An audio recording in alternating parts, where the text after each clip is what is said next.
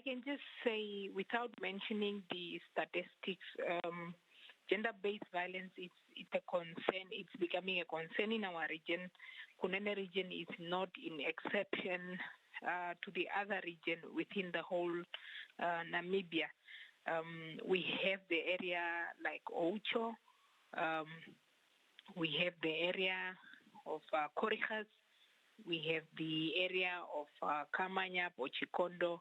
And when we talk of gender-based violence, these are cases that involve things like rape, child abuse, and many others. And I can tell you that recently, I think we witnessed an event that happened also in another region whereby a man went and killed or murdered 2 children, which is a very, very sad event that one does not want to talk about. May their life rest in peace. It also happened to us. As we are talking last week, a man argued with his girlfriend, and as a result, it happens that through the argument, the woman mentioned that this child does not belong to you. And then through the anger, he went and picked up the kid and murdered the kid. It's a very sad event that really one does not want to happen. And it's a concern to us. So as police, we really want to appeal to the community, more especially to women, that yes, we women, we like talking, we talk words without knowing or realizing that some of the words are very toxic or they are very dangerous, and you do not know how will it land to the other person or to the next person that you're arguing with. So I'm appealing that women, we must avoid to mention or to involve kids in our conversation with men when we are arguing, especially because we see it for ourselves what result it brought. So I also want to mention to men that it's not end of the world. If you argued and the person is saying this child does not belong to you, there are many ways of trying to seek for the truth, so that you can make sure that this child really belongs to you or not. You have to go to the paternity test through either your medical aid, or you go to, if there's a case, you go to the hospital through the court order and everything. So it's not end of the world, and it's not really the right thing to remove the life of the innocent person. Now, you mentioned, of course, in the beginning, that the GBV cases are a concern in the Kunene region. But which part exactly of the Kunene region are the cases more of a concern? Which town and which constituencies are we talking about? I can tell you that mostly Ocho constituency, it's one of the areas that contribute more when it comes to GBV, as well as Korihas. And these are just caused, mostly when you are reading the report, it's caused by alcohol abuse, because mostly you get a report of someone that was raped, either this person she came from a bar, and as a result, maybe she slept and she did not see what happened, or either this person on the way going home while she was drunk, somebody grabbed her, or at the bar. It's just issues that are happening just around there. So the main cause, one of the main causes is alcohol and drug abuse, and this is happening mostly in Korihas, mostly in Ocho area, because I don't know whether it's a lot of young people are more into alcohol and drug abuse. So those are areas. In Opo, it's also happening. It's happening. I cannot say it's not happening, but the other two, they are happening more. Absolutely. It's quite sad news to hear, Chief Inspector, of course, of some of the news that you shared with us this morning. But what was the community's reaction to such news when of course, when this news broke that the GBV case that actually took place of recent, one that we, of course, don't want to delve into much? It was something that was shocking to the whole community. But I can tell you that our community, they are good people. They are people that are willing to work together with the police. Because even for us to arrest that person, it was through the information that we received from the community. Because after he has done all these things, after he beat the woman, he flew and he went and take the child and took him in a field where he went to murder him. So from there we were searching for him and we could not see him. Only after the community informed us that the person that you are looking for is somewhere in a poor area. So I can say that it was a shocking news, but in the manner that they are willing to reduce crime, they are willing to combat crime together with the police. They are really giving the information, and they are the one that lead to this success for us to arrest this person. Thank you so much for that, Chief Inspector. Another concern that you, of course, are facing in your region is the recent emergence of scammers. Can you share with us what actually the concern is about? What are some of the cases reported on when it comes to scamming?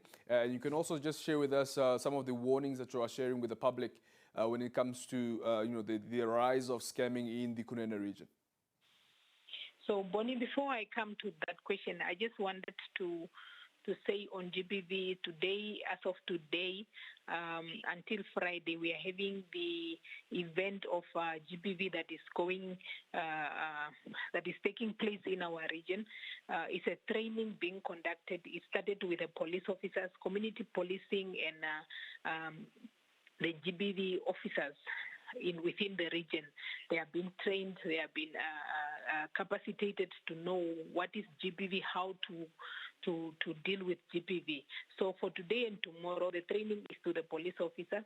And on Wednesday, the training will be conducted to the community leaders from various places, still in the same vein, to help them how to help combating GBV within the community, as they are people that are really staying with those who are victimized or who are being victimized, or those who are offenders in this case, in this regard.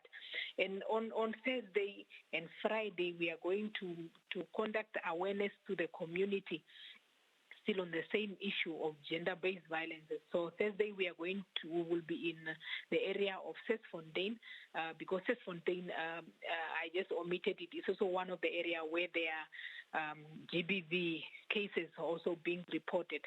So we identified Sesfontein so that we can go and conduct awareness in that area. And on Friday we will be in the area of Opo at Ocherunda, whereby we will be catering Ocherunda, Alpha, Orumana, those small places that are also there, because it's also one of the areas where GBV cases are being reported. So we are urging the community that when we are coming to you to share information in this regard, it's very much important that the community comes and attend, comes and learn, come and get the information and the knowledge as to what GBV is, how to report it to the police, or how to deal with it if there is someone in your area that is encountering this issue. To come to your second question of the scammer that is really accelerating in our region, we have experienced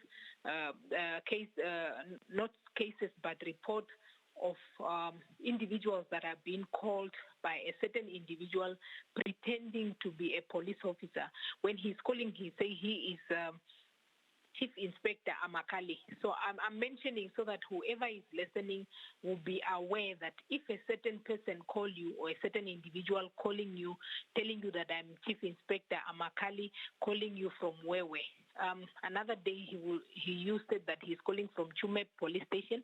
Another time maybe he will use a different place. That person is pretending to be a police officer. He's not a police officer. He's just scamming people. He will tell people that no, your phone number was detected in withdrawing money in a certain account of a certain person who is a deceased. So we must listen very carefully, and we must not allow people, we must not even give them a chance to talk a lot of things, because the more you listen, the more you become a victim. And we are also urging the community that once a person calls you, make sure that immediately you call the police or you go report, make a case, because I went to MTC, and seems to that number that he's using is a well-known number. He's using the number 081 3838 761. 081 3838 761. That is the number that he used to call several people, pretending that he is a police officer. And the worst thing is, he is calling and he will ask you that you should press some numbers on your phones and all of this. These are very awkward things that one does not have to listen to. On the same note of the scam, scammers, they are also using a different way of scamming people, especially at the ATM. They will, one of them might be at a certain ATM, pretending to assist, and then he will press the button of cardless. So when you come at the ATM, there is a button, cardless button. And when they press that button, the moment you come and you want to withdraw your money with the e-wallet option, your number or that information will reflect on the screen. And that person will stand there copying those information and send it to a next person, or he is going to withdraw it himself. My message here is, the moment you see that when you are pressing your cell phone, the numbers are reflecting on the screen, then you should know that something is wrong. Because when you are using e-wallet or EC wallet, the numbers does not reflect. You either see stars or dots that are just on the screen, but you will not see numbers reflecting. So that is also one of the things that we really have to be aware of, that the scammers are using.